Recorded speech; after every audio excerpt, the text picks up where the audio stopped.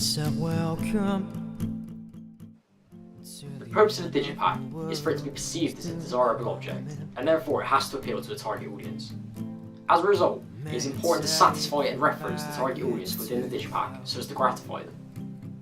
So as to create this desirable object, I felt it was important that the visual art had to have a value of its own, as well as working to support the value of Dan Conley's music. Each image used so as to construct my Digipak was taken by the artist himself, leaving the Digipak to be considered as a representative photo album, in turn allowing the audience an insight into the artist's day-to-day life, conveying a sense of warmth that is commonly attributed to the folk music genre. This approach also creates a sense of nostalgia and wholesomeness, referencing the ideology of being home, with the images portraying an almost romanticised, picturesque vision of England. The idea of a photo album is most obviously conveyed through the use of a Polaroid-style border, used as a reference to the analogue era, thus creating a contrast between modern production techniques and early photographical hardware. This is in line with the current fashion trends and the idea of revisiting the lo-fi culture of the 70s and 80s, be that through the new consumption of vinyl or through the re-emergence of older popular bands, brands and artists, such as The Cure. My decision to use this border style was as a direct reference to Bob Dylan's album New Morning, as an anaphoric reference that members of my target audience may consider. There are further references to specific photography techniques within my Digipak, such as my decision to reference early HDR photography, a technique pioneered in the 1850s by Gustave Gray, so as to render seascapes showing both the sky and the sea.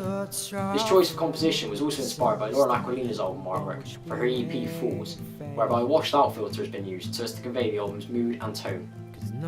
I've been further influenced by Lauren Aquilina in terms of personalisation and creating an identity through the means of a logo. As you can see, each band or artist has their own unique logo, which is instantly recognisable. Daughter utilised capitalisation as well as underlining so as to distinguish between the artist and album name, as does Dan Kroll, yet both employ different though similar type fonts as a form of personalisation. Josh Records' chain link between the two O's of his name is perhaps the most extreme means of this individualisation, whilst Aquilina has a flourish beneath the name. As a result, I felt it was important to personalise the artist's name in a memorable yet subtle manner. Due to the connotations of nature within the folk genre, I felt it appropriate to mimic the shape of a bird, as a means of creating a textual identity. In keeping with the theme of nature, I have also incorporated other birds so as to create a symbol or sign for the artist working in a similar manner to that of Ed Sheeran's Vulcan logo. As previously stated, the role of the Digipak is to support the value of the artist's music, and therefore layout was key. As I discovered within my research, there are a wide range of Digipak nets or layouts that I could have utilised. The option I chose, however, is resemblant of a book, sharing connotations with the song title handwritten, creating deeper intertextual links. In turn, this also further reinforces the ideology of the Digipak taking the format of a photo album, suggesting a certain openness about the artist, causing an expression of vulnerability as the media product appears to be much more personal.